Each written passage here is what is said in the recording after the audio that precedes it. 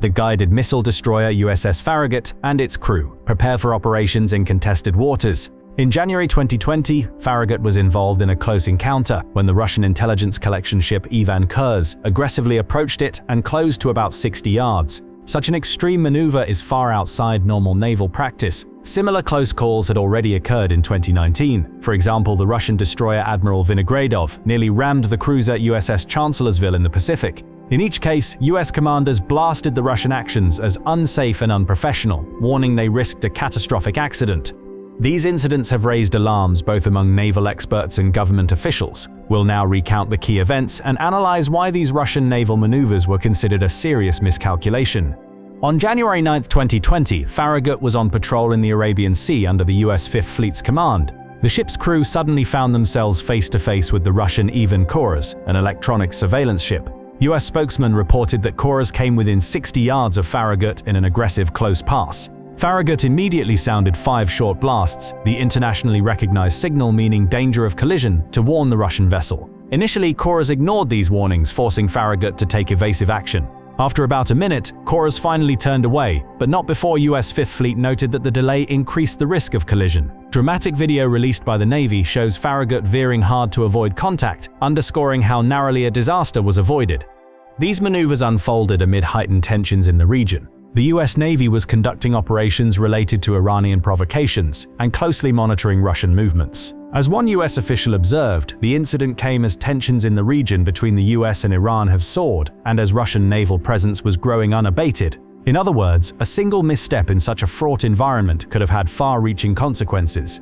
One notable example came on June 4, 2019, when the Russian destroyer Admiral Vinogradov suddenly cut in front of the US cruiser Chancellorsville in the Philippine Sea. According to US accounts, Vinogradov sped up alongside Chancellorsville, closing the gap to only 50 to 100 feet. The cruiser was recovering a helicopter at the time. Its captain reported that he had to slam the throttles from stop to full reverse to avoid a collision. Terrifying still photos from the bridge show the two ships mere yards apart. Incredibly, some Russian sailors were seen lounging on deck, even sunbathing, as the encounter played out, a detail that underlined the recklessness of the approach. US naval leaders immediately denounced the maneuver as a deliberate provocation, calling it unsafe and unprofessional. Another confrontation occurred in October 2021 off Russia's Pacific coast. The destroyer USS Chaffee was conducting routine drills in international waters when Russia's admiral tributes moved in to drive it away from an area where Moscow was holding live fire exercises. Russian officials claimed Chaffee was trying to cross into their waters, but US Pacific Command stated the destroyer was in legal international waters, preparing for flight operations. During the standoff, the two ships came within roughly 60 to 65 yards of each other. Russia's Navy later blasted the US maneuver as a crude violation of collision avoidance rules, while US commanders reiterated that Chaffee was exercising its right of innocent passage. Again, both sides claimed the moral high ground, but the fact remains that one side's aggressive sailing nearly forced a dangerous encounter. Earlier that year, Moscow claimed an even higher stakes incident in the Black Sea. It said one of its ships fired warning shots at the British destroyer HMS Defender and dropped bombs in its path to prevent it from entering waters near Crimea. Britain flatly denied the account. These episodes show that close maritime standoffs had become a pattern, not an anomaly. Naval analysts note that such brinkmanship is dangerously close to open conflict. In fact, the October 2021 press reports even cited history, a reminder that in 1988, a Soviet frigate actually bumped the US cruiser Yorktown in the Black Sea during a similar passage dispute. That Cold War incident caused physical damage and nearly sparked a crisis. Experts worry that the modern-day duels could have equally grave outcomes if the next one goes wrong.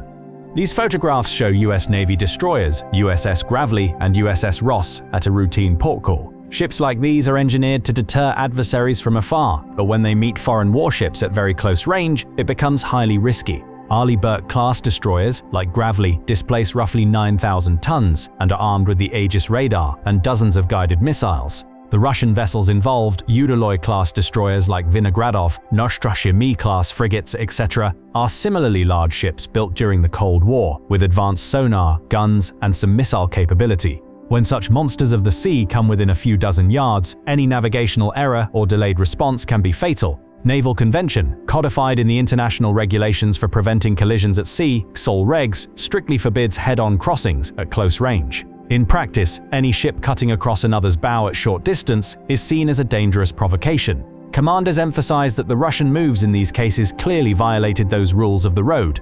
For perspective, there was also an earlier US-Russian close encounter in mid-2016. On June 17, 2016, a Russian Naistrana-class frigate came within about 315 yards of the destroyer USS Gravely in the Mediterranean. Pentagon officials condemned that approach as unsafe and unprofessional, mirroring the language used after these later incidents. In all of these cases, no collision occurred, only because of careful seamanship and a measure of luck. Observers note that what one side may think of as a show of strength could easily have triggered live fire, or worse.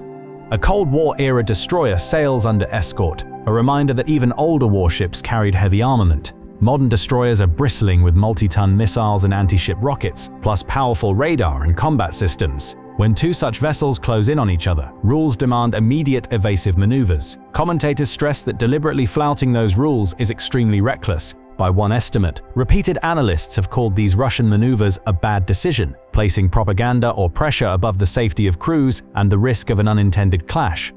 In summary, these encounters are warning signs for world navies. On one hand, Russia may believe it is signaling resolve or protecting its claimed zones. On the other hand, US Navy leaders say Russia only gains publicity and provokes crises at sea. Even some Russian commentators admit the danger. Retired Admiral Viktor Kravchenko, former Navy Chief of Staff, warned that the Americans seem to be testing our strength and that an accident could have had grave consequences. In other words, even Moscow's own strategists see this as a high-stakes gamble. Ultimately, analysts agree that the US warships did nothing wrong. They were in international waters operating within legal norms, and that the Russians picked a needless fight. Each incident has been carefully documented with photos and video by the US Navy, clearly showing the proximity. Military experts stress that such stunts bring no lasting strategic advantage, but invite disaster. From that perspective, repeatedly steering a large warship so close to a US destroyer is widely judged a bad decision by Russian commanders.